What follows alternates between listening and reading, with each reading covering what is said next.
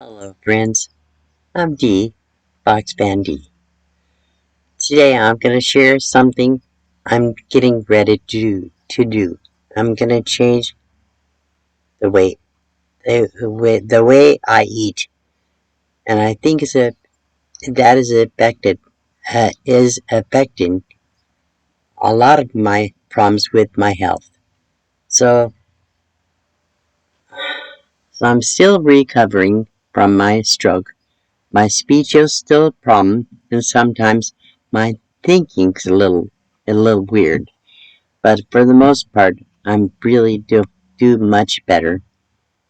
But I have pretty much have my emotions under check, but not always.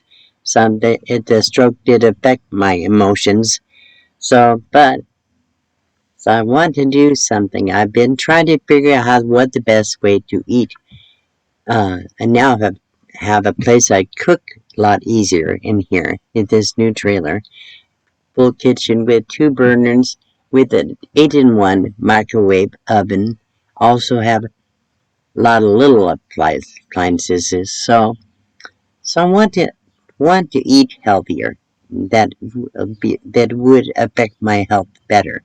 So all my life, all I ever did is eat high carb and high sugar diet.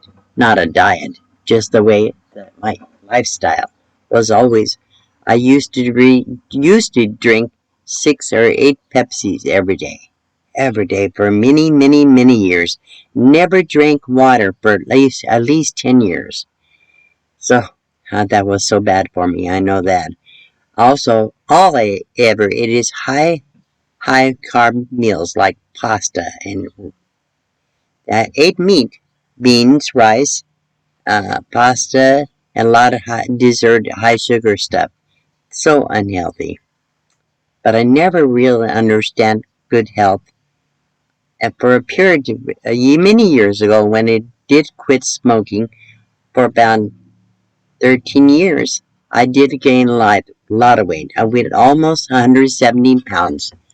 Right now, I will tell you, since my stroke, my my eating disorder, prosmia, which was really distorted taste and smell.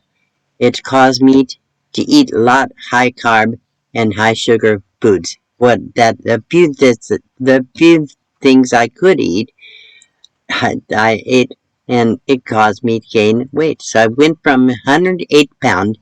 Now I'm 140 pounds in 9 months since I had the stroke. So I have to do something. Cannot keep this up. So I have to start cutting out my sugar, and maybe one Pepsi a day, or if that, probably better not. Mostly just water. Have a cup of coffee in the morning, and otherwise maybe tea. So I can drink lots of teas, hot or cold. So I know that's good for me. So I need to work on getting onto a high protein, low carb diet. But actually, I think I'm gonna start out doing like a at least a 30 days to go full carnivore. If it helps me, then I'll let you know. I'll try to, if I get some good recipes, and I may be able to create some my own recipes. We'll see. But anyhow, if it works for me, I'll share with that on my channel. My only concern I do have hypothyroid. I know make sure and I have to make sure everything I do doesn't affect my thyroid. Otherwise, I have other autoimmune diseases like fibromyalgia, osteoarthritis, and have deteriorated disc disease and low blood pressure on a pretty regular basis. So I have to make everything I eat, everything you do, have works in concert with my already existing health condition and the medications.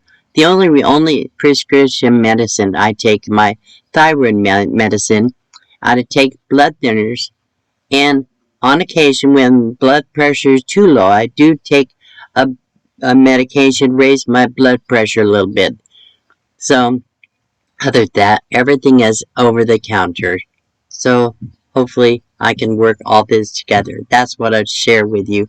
So, I've been watching Dr. Ken D. Berry on YouTube for many years. And I guess his wife, Naisha, she has thyroid issues.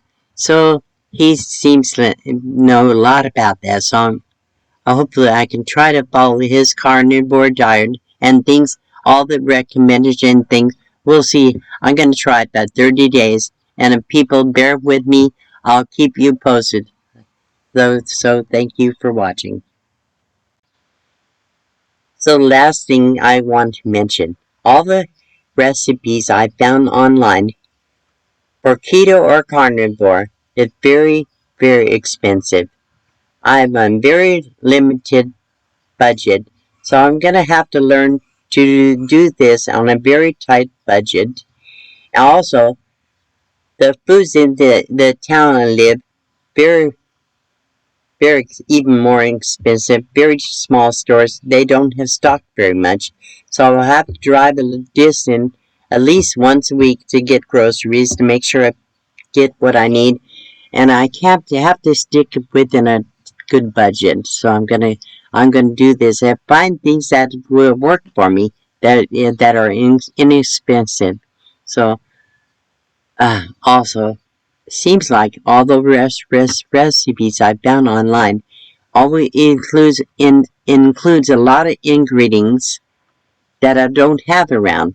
I don't have a lot of room in my small tiny space to storage a lot of extra spices and condiments. So I'm just gonna have to work with that and find out many substitutes.